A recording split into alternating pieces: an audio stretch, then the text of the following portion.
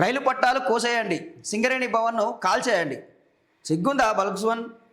నువ్వేం మాట్లాడుతున్నావు? నువ్వు ఒక మాజీ ఎమ్మెల్యేవు, ఒక తెలంగాణ ఉద్యమకారుని అని చెప్పుకుంటావు. సిగ్గు సోయి ఏమైనా ఉన్నదా? ఇదేనా నువ్వు మాట్లాడేది? ఇదా నువ్వు చెప్పేది? సింగరేణి భవన్ అంటే కాల్చేయాలట, రైలు పట్టాలను కోసేయాలి. ఏదో ఒక రోజు ఈ తెలంగాణ భవన్ కాల్చేటట్టే ఉన్నాడు, తెలంగాణ భవన్ని కాల్చేటట్టే ఉన్నాడు. ఇక బల్కసమాను ఇది ఆగం పని అన్నీ. ఏం మాటలు ఇవి?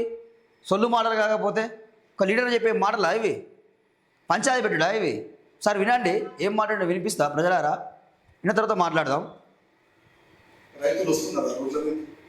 నిన్న మా భీమారంలో నేషనల్ హైవే టికెట్ వచ్చింది. మా వాళ్ళు 5 రైతులు వచ్చింది, 60-70 మంది మనం.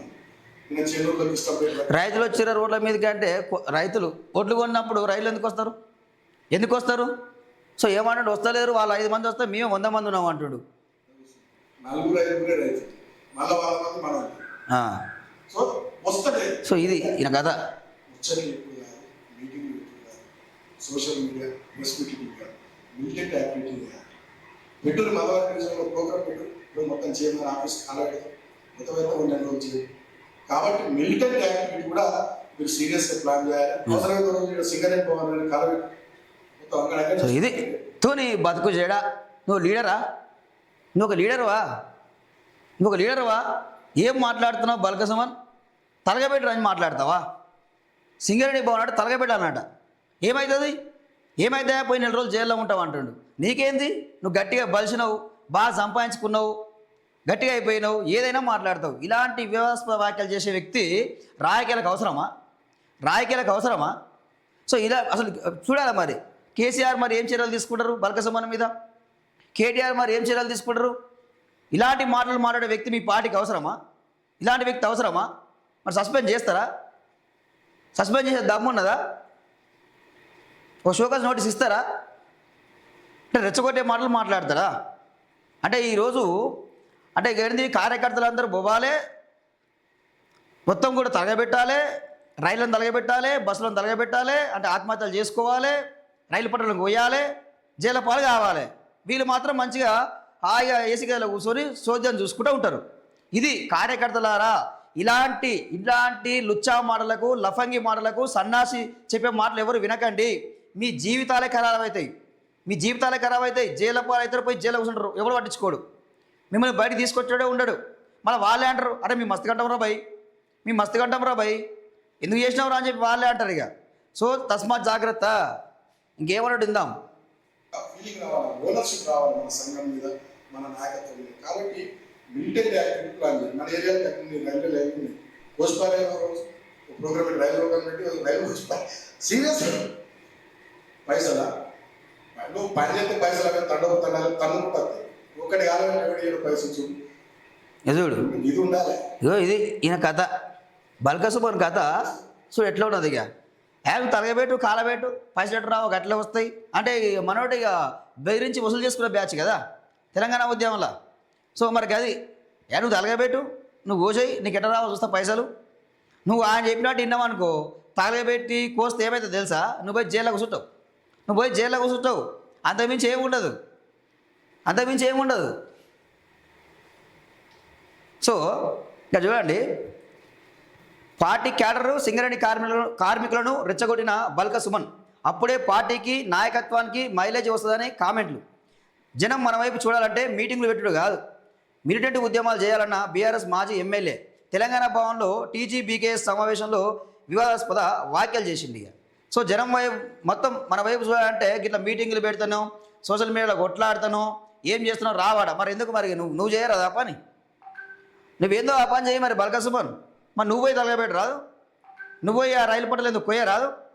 ఆ పని ఏందో చెయ్యి. అప్పుడు మీ పార్టీ వైపు చూస్తారు, మీ కేసీఆర్ వైపు చూస్తారు, నీ వైపు చూస్తారు, అన్ని వైపులు చూస్తారు. మరి ఇక ఓ శ్రీకాంతాచారి తెలంగాణ ఉద్యమం కోసం ఆయన పెట్రోల్ వేసుకుని తలగబెట్టుకుండు, అమరుడు అయ్యిండు.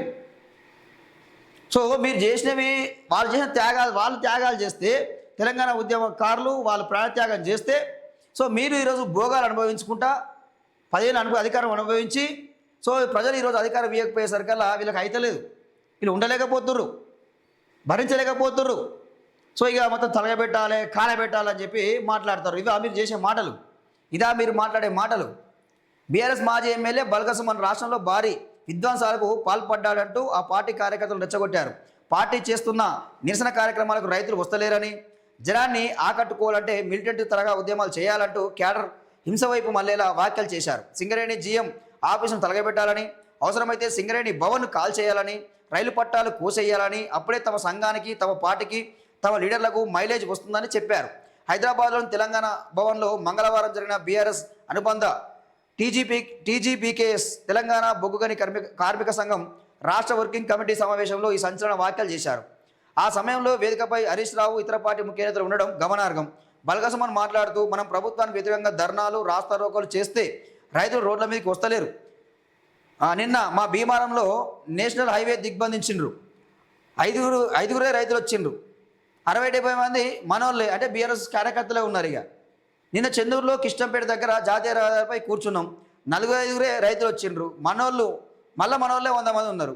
మీటింగ్లు, సోషల్ మీడియా, ప్రెస్ మీట్లు కాదు, మిలిటెంట్ యాక్టివిటీలే చేయాలి. మందమరిలో ఓ ప్రోగ్రాం పెట్టుండ్రి, జీఎం గారి ఆఫీస్ తగలబెడదాం, మా అయితే 4 రోజులు జైలుకి పోయేద్దాం, ఏమవుతుంది? మన కొత్తనా జైలు ఏమన్నా కొత్తనా అని చెప్పి మాట్లాడుతుండే. ఇక అవసరమైతే సింగరేణి భవన్ గాలబెట్టుండ్రి, అంగడి చేయండ్రి. ఆ ఫీలింగ్ రావాలి మన సంఘానికి, మన పార్టీకి, మన నాయకత్వానికి. ఓన్షిప్ అంటే మైలేజ్ రావాలని రెచ్చగొట్టిండు. ఇక సో ఇలాంటి రెచ్చగొట్టినావు కాబట్టి, ఇలాంటి మాటలు మాట్లాడినావు కాబట్టి, సో నిన్ను ఈరోజు ఆ చెన్నూరు ప్రజలు ఓడగొట్టిరు. ఆ ప్రజలు ఓడగొట్టిరు నిన్ను బల్కసుమన్. మొత్తం కూడా అవినీతికి పాల్పడుతున్నావు, మొత్తం కూడా కబ్జాలు చేస్తున్నావు, దందాలు చేస్తున్నావు కాబట్టి ఈరోజు నిన్ను ఓడగొట్టిరు. సో మీ బీఆర్ఎస్ పార్టీ కూడా ఓడగొట్టడానికి కారణం అదే. మొత్తం అవినీతి మదం అయిపోయింది, అహంకారం నెత్తికెక్కింది, ఉద్యమకారులను లెక్క చేస్తలేరు. దానికోసమే కదా మేము ఓడగొట్టింది. సో మళ్ళీ ఏంది, మళ్ళీ మైలేజ్ రావాలి, మళ్ళీ కథ కావాలి, అంగడి చేయాలి, తలగబెట్టాలి, మొత్తం మన వైపు చూడాలంటే ప్రజలు మీరు ఇటువంటి లంగ పనులు, లఫంగి పనులు చేస్తే మళ్ళీ వచ్చే ఎలక్షన్లో ప్రజలు మీ బీఆర్ఎస్ పార్టీని మిమ్మల్ని తలగబెడతారు ఓట్ల రూపంలో. జర గది యాదించుకొని మాట్లాడాలి. ఏం మాట్లాడుతున్నావు?